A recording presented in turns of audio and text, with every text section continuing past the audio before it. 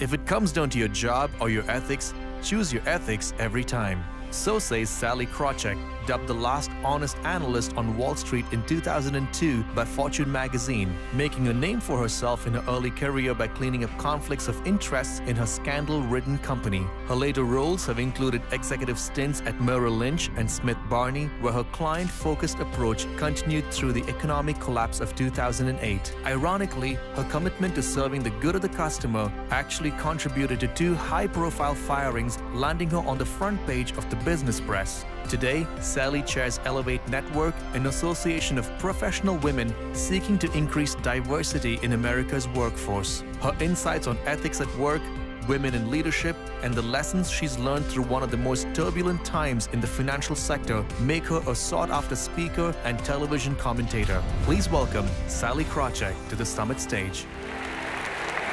Thank you. Good afternoon, everybody. The retirement savings crisis. Oh, I can hear what you're thinking. No, let's not talk about the retirement savings crisis. Ugh, the retirement savings crisis, it is so big. It is so ugly. It is so hairy. It's such a downer. It is so big, we've actually stopped talking about it. $14 trillion savings gap in the United States of America, the retirement savings gap, and that's assuming Social Security and Medicare are solvent, which they're not. What a downer. What if I were to tell you that there's a way to make big strides in closing this gap? One that doesn't involve cutting benefits, which we don't want to do. One that doesn't involve huge wealth transfers. What if I told you there's a way to make huge strides that can actually grow the economy? They can grow the economy in the United States by up to 9 percentage points. They can grow the economy in countries like Japan by up to 15 percentage points. What if I told you the same solution can actually improve business results? The same solution can increase innovation.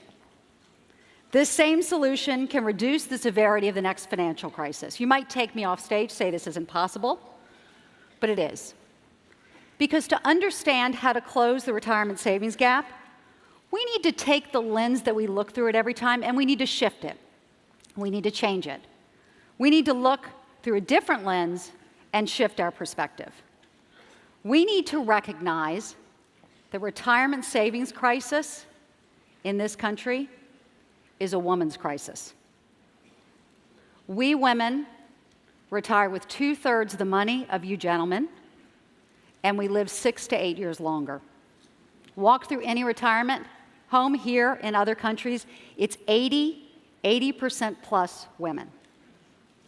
We love you men. I love you men. I couldn't love you anymore if we tried. I'm married to a man. But you know you're gonna be dead. Right? And we women are going to be left dealing with this issue. The answer to this issue, the opportunity in this challenge, it's there, it's what I want to talk to you about today, which is that there's real power in the intersection, very positive power, in the intersection between women and money. By engaging women more fully in the economy, becoming as engaged in the economy and the workforce as you gentlemen are, women becoming more senior in business, we can close the retirement savings gap by 1/3. By engaging women with their money, because we women are woefully underinvested versus the gentlemen, we can close it even further. Let's take that lens, let's tilt it even a bit more. Because these actions will also activate the power of diversity, the power of fully engaging women, the power of fully engaging people of difference in our economy, which drives the positive impact I talked about a minute ago. The research on this is extensive. And while it's not 100% uniform, to my mind, it's gotten overwhelming. Companies that have more women engaged, more women in senior leadership, diverse leadership teams, higher returns on capital, greater innovation, greater employee engagement, greater long-term focus, greater client focus, lower risk. The power of diversity is so great that diverse teams outperform smarter and more capable teams. And that's because adding one more super smart person, say one more super smart math major, to a group of super smart math majors adds almost nothing. But adding someone with a different perspective, a different background, who sees things differently, now that adds a lot. What if I told you, and really the thing I was asked to speak about today, what if I told you that diversity has the potential to improve ethics in business on Wall Street, a topic that I know is of interest to so many of you in the room? Now, why was I asked to talk about this? You saw a little bit in the video, but y'all were talking through the video. So I worked on Wall Street, we'll just say for 20 plus years. We'll just leave it at 20 plus, okay? I ran Smith Barney. I ran Merrill Lynch. I was the chief financial officer of Citi. I was brought in to both Smith Barney and Merrill Lynch after those businesses had their respective crises. Smith Barney after the research crisis back in the early 2000s, Merrill Lynch after the subprime crisis. So to put it mildly, I've seen a lot. But I want to go back further. I want to go back further than that. I want to go back to when I was younger. It's actually my late 20s. I want to go back to my first, what I consider to be my first real job. And my first real job on Wall Street. It's a job that you'll agree so many young women dream about. Sell-side equity research analyst. Dream come true. Dream come true. I know. I know. So my job was to provide investment advice to investors on the ultra-sexy area of life insurance stocks. No one else would do the job, so they gave it to me. So my very first research report, my very first one, I hadn't been at Sanford Bernstein, the company that hired me, for 6 weeks when I was ready to publish my very first research report under my very own name. It was on a company by the name of American General. American General was a stodgy life insurance company that was getting into the subprime lending business. Not 2007, this is 1994. I looked at this brand new, and what I thought I saw is when I took apart the ratios, that the growth in the company, in the lending business, was masking a deterioration in the quality. So the company I thought was going to do this. I wasn't sure I was new. I thought it was going to do this. I wrote it up. I sent it to the head of investor relations there, who just happened to be from, his family was from Charleston, so was mine. Hey, y'all, we were becoming friends. I sent it to him. I said, could you look at this? He called me. I was in a car, had my cell phone about that big at the time. I had my laptop about that big at the time. And he said, Sally, y'all, said, I'm going to give you some good advice. Don't publish this research report. And I said, why not? And he said, well, one, it's wrong. I said, why do you think that? He said, well, it's not me who thinks it. Look at all the research analysts who've been doing this for decades more than you have. They're bullish on us. They're optimistic. They know better than you do. You're brand new. It's wrong, number one. Number two, nobody likes a Debbie Downer. And I thought back to a person who I'd gotten together with for coffee before I became a research analyst. And this person told me, Sally, let me give you some good advice. When you start making stock recommendations, it can be one of two. It can be a buy or it can be a sell. And you may be right or you may be wrong. So think of that 2x2 matrix. Buy, sell, right, wrong. Let me tell you what happens. Buy and you're right. You're a bull. You're optimistic. We're in it together. Woo! The market, by definition, is net long. Buy and you're wrong. Hey, we're all in it together. Everybody loves an optimist. Better luck next time. Sell and you're right. Grudging respect. Sell and you're wrong, and you're fired. Nobody likes a Debbie Downer. And this investor relations person went on to say to me something I'll never forget, which is, Sally, why do you want to publish this? Wall Street's a business where you can make millions of dollars a year by being in the middle of the pack. by being mediocre. Why would you do this? You know what I did? I published it. Every last word. Not because I knew I was right. Because I was brand new, I didn't know. It seems so obvious in hindsight, I didn't know. I was right later, by the way. 6 weeks later, as a matter of fact. That happened. But the reason I found out I published it for 2 reasons, one of which Adam talked about it. I took the personality test. I'm disagreeable. I'm disagreeable. The other reason I published it is because I had been hired, even if they didn't like it, to do the best job I could for our clients, even if that meant telling them something they didn't want to hear. They didn't want to hear. The research shows that the number one reason women accept a job is not money. It is not professional advancement. It's something that so many people in this room and out there recognize. It's meaning and purpose. And my meaning and purpose was to work for those clients. I'm going to fast forward 14 years now. I had another kid. I got some more wrinkles. I'd had some success as an analyst, director of research, CEO, CFO of Citi. I was running Smith Barney. And we slammed into the subprime downturn, 2007, 2008. And I faced then, with some of you who are in this room, a career make or break, my second one. I'm not going to drag you through all the details. Goodness knows they've been in the press. But suffice it to say, we had, at that company, sold low-risk, what we thought were low-risk products to clients that we thought and told them would go down a few cents on the dollar in a bad market.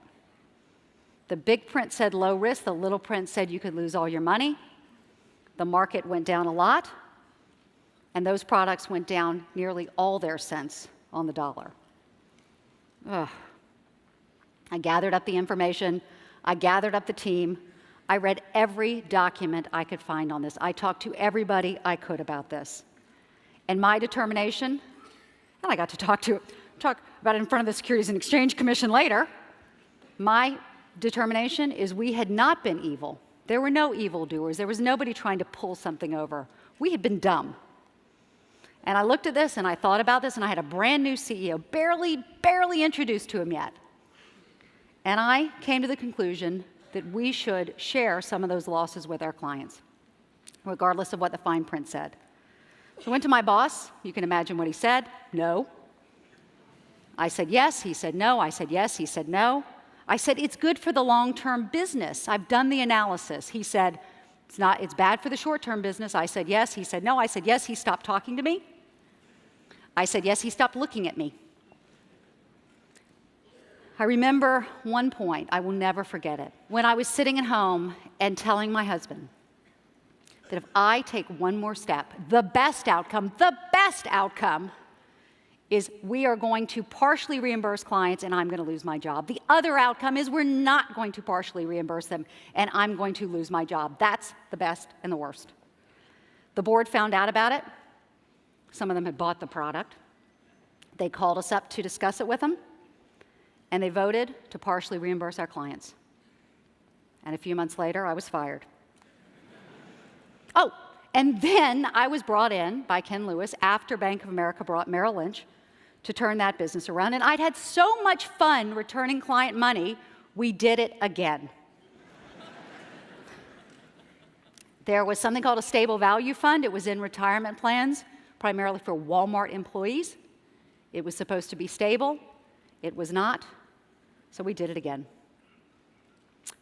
Was I right or wrong? I think I was right. Thank you. Was this a question of business ethics? I thought so. But that's not what I was really thinking in the moment. What I was really thinking, moment to moment to moment, during that period was not about ethics. It was about the clients and how our mistake was hurting them.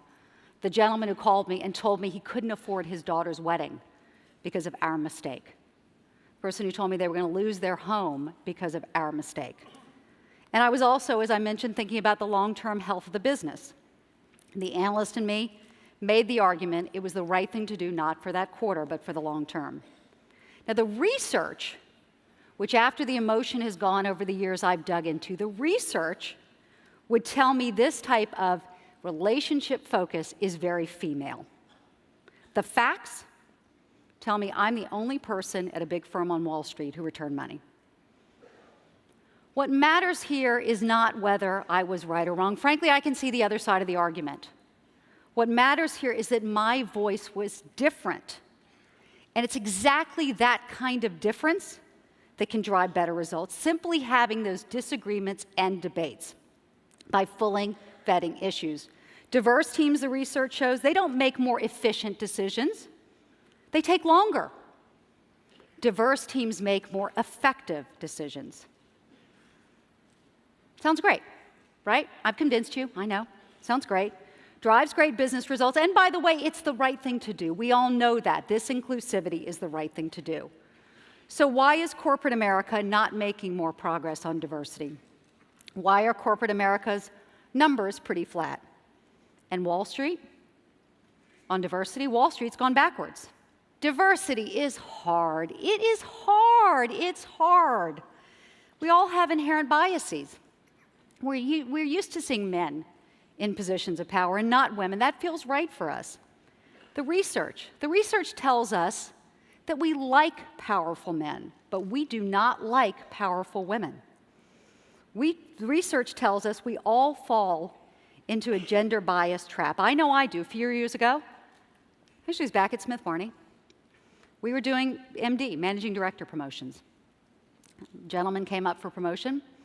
The person who was speaking for him said, I really think we should take a hard look at Mike.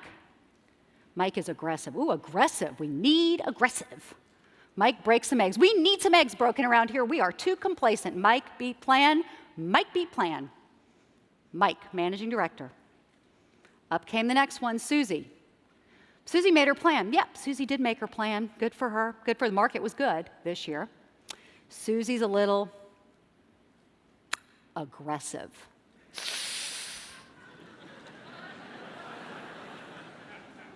Susie breaks eggs. Ooh, we need a collegial environment. We don't need anybody breaking eggs around here. It wasn't quite that bad, but it was pretty bad. I missed it. I totally missed it. You know who else missed it? My head of HR, who was a woman. It was a guy. About 5 minutes later, said, y'all, do you realize what we just did? And we backtracked, and we changed our recommendation. We made them both managing directors. I call that the courageous conversation. The, hey, guys, I'm the only one, but do we realize what we just did? And depending on where we are in our careers and the political capital we have, having the courageous conversation. Do you realize you just interrupted Susie 12 times and didn't interrupt Joe at all? The courageous conversation. So what can we do to drive diversity? 5 thoughts. 5 thoughts. I could go on and on, but I'm going to give you 5 thoughts. The first is to recognize that differences and disagreements and debates, these are strengths. There is false comfort in agreement. Excellent point, Joe. I completely agree. Outstanding insight. Can be much, much riskier than, hold on, Joe. Can we just talk that through for a minute? Number 2, to improve diversity, we need to start asking a different question. Today, when we put a leadership team in place, the question we typically ask, this country, the US, mom and apple pie as we would say, is, hey, who's the best person for the job? But for so many of us, that best person looks a lot like us. When I have a tough job that needs to be done, I will always call on the bottle blonde, middle-aged, Southern, financial services, female executive. Me. It's what we all do. So instead of saying, or can we put the best person in place, the question needs to be, do we have the strongest team in place? Have we balanced the optimist with the pessimist, the analytical one with the intuitive one, the historian with the dreamer, the man with the woman? Number 3, really live our values. Women, and millennials too, by the way, report as noted that this really matters to them, and they watch us for it, and they can see through insincerity. One example, companies, company values. We value our people. Everyone says this. Have you ever seen a company say, our people are cogs in the machine here? We will use you till we are done. Everybody values their people. The companies I worked with value their people. True story. I was running a business. I was in a car one day, coming from downtown to midtown. I was on the West Side Highway. My phone rang. It was my assistant. She said, Sally, I have Joe Smith on the line for you. Who's Joe Smith? I don't know. He's a financial advisor. Put him through. Hey, Joe, what can I do for you? Sally, I'm scared. My fiance is sick. I think she's very sick. She's in the hospital, middle of nowhere. Doctors can't figure out what's wrong with her. I'm scared she's going to die. Can you help? I said, okay, hold on, Joe. Let me get your number. I hung up the phone. I'm still on the West Side Highway. I call my CEO's office. Connie, is he there? No, Sally. I'm afraid he's in Asia. Oh, no. Middle of the night in Asia. Okay, here's the story. Let me know when you reach him, when you talk to him. Hung up the phone. I'm on the West Side Highway, coming up. Well, company I used to work at, I think the CEO there was on the board at Mount Sinai. I think my husband knew someone who made an investment in a healthcare store. My phone rings. I'm on the West Side Highway still. Sally, I got him. We've got her space at New York Hospital. The doctors will be waiting for her in 2 hours. We're sending transportation to pick her up. She died. I got to tell you, though, at that company, for the weeks and the months after, everybody knew that company valued its people. I later said to my assistant, who was Joe Smith? That our CEO did such a great thing for. Who was Joe Smith? He wasn't a tier 1 financial advisor. He wasn't a tier 2, tier 3, tier 4. He may have been tier 5. That's a company. That's a CEO. My boss values their people. In contrast, reorgs, they happen on Wall Street all the time. Well, I went through a reorg. Guy had been working at the company for years. He wasn't an A player. He sure wasn't. He was probably a B player, a B, being a little generous. He's a B player. Reorg was being rolled out. He's on vacation. They call him on vacation. They fire him in front of his family. They give him the script to read to his team who's assembled so he can tell them why it's a good thing he was fired. Oh, and he was on vacation with his daughter who'd had cancer. 2 companies. We value our people. You can bet what that conversation was at that other company. You could pull anybody out of there. Women are watching. Millennials are watching. Technology enables us to have these discussions in a way we didn't before. Number 4, I'm going to lighten it up a little bit here. Realize that we women are tired. Okay, we're tired. I don't know. I see all kinds of research. We do double the housework. We do triple the child care. That's not what I'm talking about. Though it's tiring. What I'm talking about, guys, it's hair and makeup. It is so tiring. Oh, she's so funny. It's not tiring. You want to bet. So I'll never forget being on a trip. I was chief financial officer of Citigroup. We flew down, me and 9 gentlemen, to Brazil. They were all junior to me, which was super cool. And we went out with clients. We stayed out till about 1:30 in the morning. We had to be in the lobby to meet about 5 a.m. The guys rolled in and they said, I'm so tired, I just woke up. I said, 1 hour.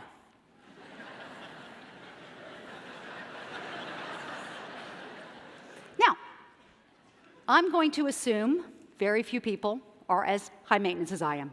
Easy assumption.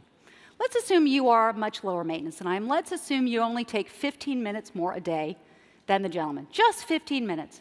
No big deal, right? No big deal. 15 minutes. Do the math with me. 15 minutes a day, hour and 15 minutes a week, 5 hours a month, 60 hours a year, 1 full work week a year. I haven't even shaved my legs yet.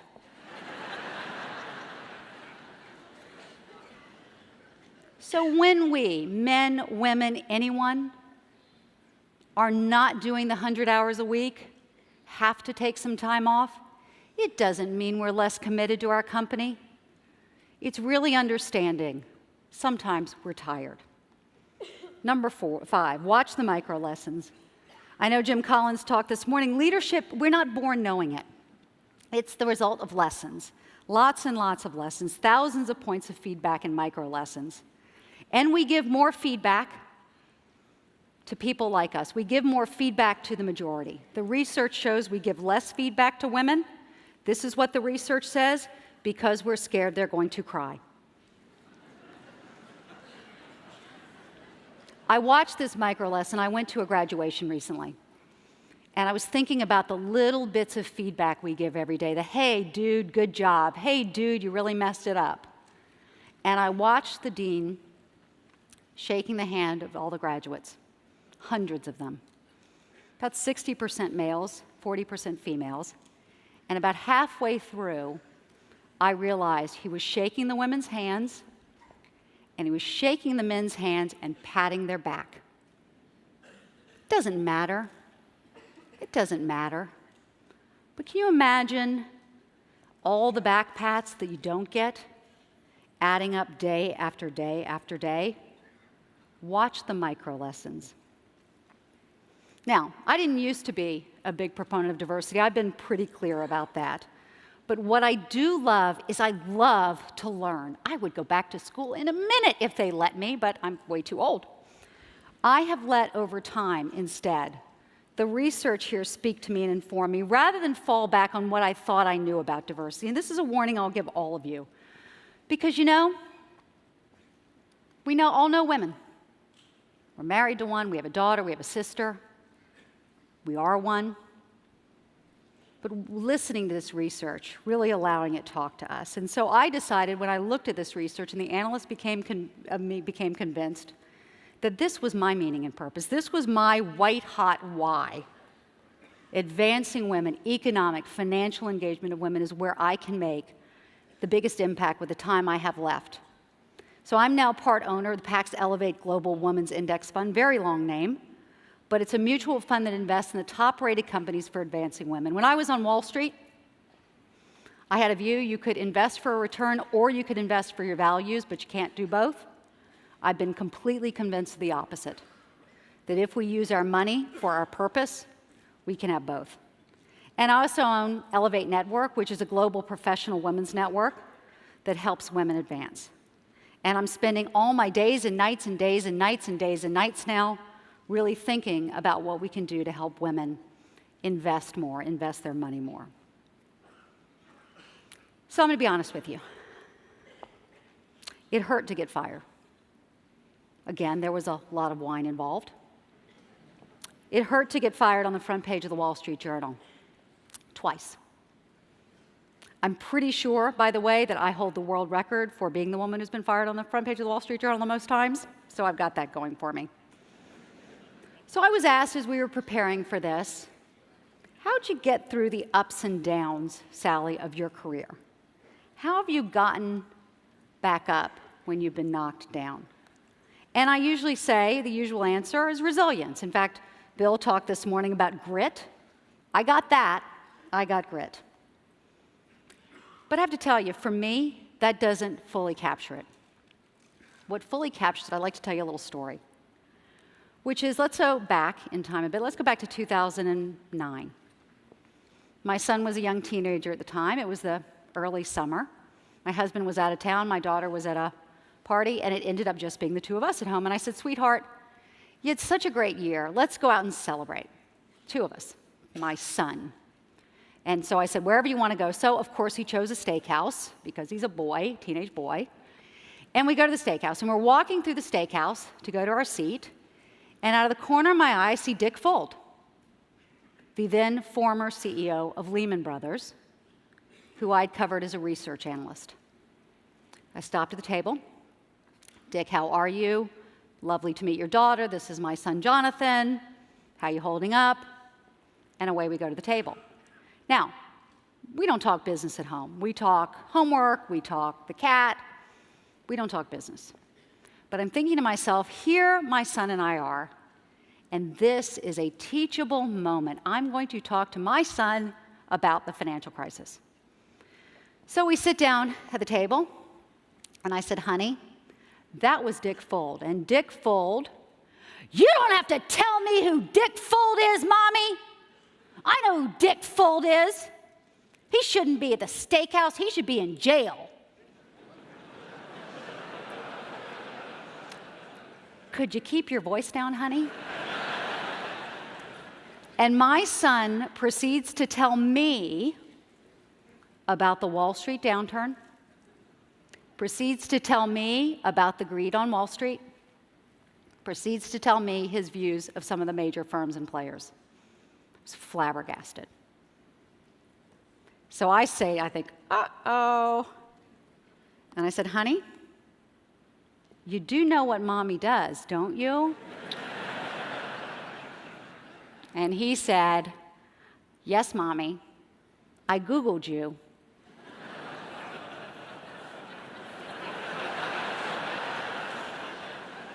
Yes, Mommy, I Googled you. You're one of the good guys. I know. So that is why I keep going. And that is why I work on issues that matter to me, that matter to society at large. That's why I work every day as though my children are watching me. Because even when I don't think they are, they are. The other reason for my resilience, and it's something y'all appreciate so much in this room, and I talk about every opportunity I've got, gratitude. I am so grateful for every day. I am so grateful for every opportunity I've had. I can't believe I've gotten to do the things I've done. I fully recognize it was the luck of the draw that I was born to my parents, my circumstances, my parents who chose to go into debt year after year after year after year after year after year for 24 years to provide their children with the finest education they could. Some of you in the room know them. For all the opportunities I've been given, it is my responsibility to give back. And so I realize that my worst day is better than so many people's best day. When you have that perspective, what's your reaction to being fired so publicly? Score! Front page of the Wall Street Journal. Yes! Thank you.